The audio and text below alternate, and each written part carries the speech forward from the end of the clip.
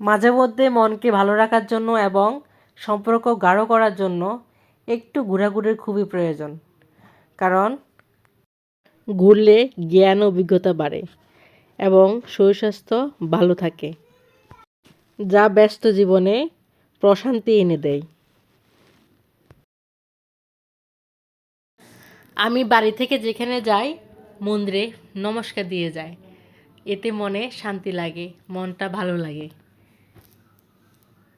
এই যে আমরা রেডি হয়ে বের হয়ে যাচ্ছি, আমার ছেলেও রেডি। এই যে আমার ছেলেকে দেখা যাচ্ছে, সে অনেক খুশি। এই যে আমরা বের হয়ে গেলাম।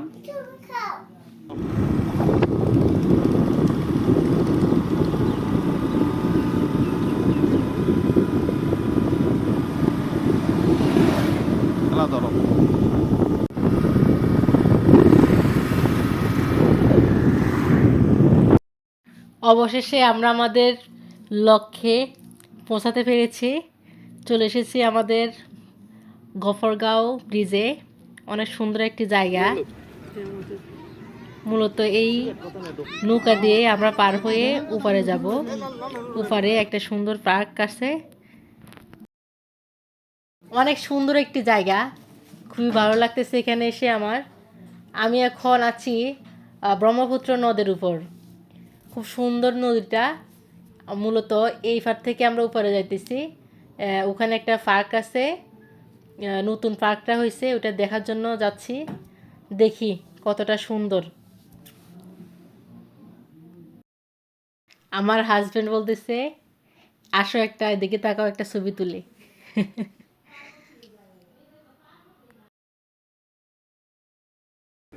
আমরা নৌকা থেকে নেমে গেলাম, এখন যাব পার্কের দিকে, দেখি কেমন।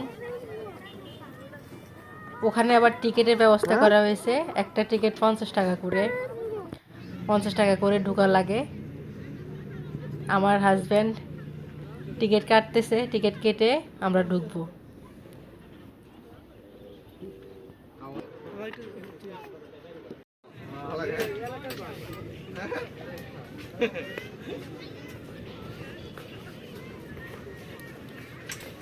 হাই বপিন নিয়ে চলে পিকআপ ফটো পর বালু সরো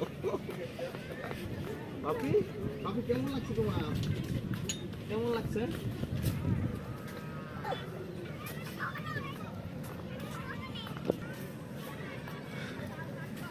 বউ কোথায় আসছো? হ্যাঁ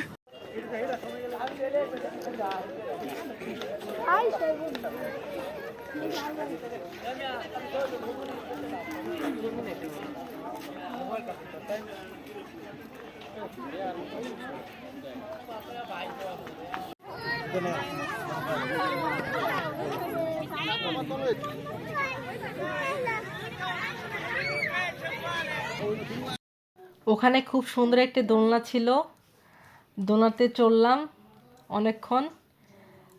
যাই অনেক ভালো লাগলো। সন্ধ্যা হয়ে যাচ্ছে, এবার বাড়ির পথে রওনা দিতে হবে, কিন্তু তার আগে কিছু খেতে হবে। এখনও পর্যন্ত কিছু খাইনি আসার পর থেকে, তাই একটা রেস্টুরেন্টে গেলাম, কিছু খাওয়া দাওয়া হলো। আমার ছেলে বলতেছে চিকেন খাবে, চিকেন ছাড়া তুমি কি খাবা বাবা? চিকেন খাবা? ও হ্যালো।